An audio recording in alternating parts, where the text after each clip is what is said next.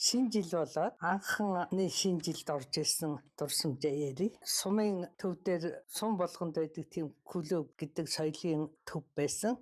Тэр нь шинэ жилийн ороо яваад очисон чинь бөөн хүмүүс хаалган дээр нь орох гэж хэцэлдээд байжсэн.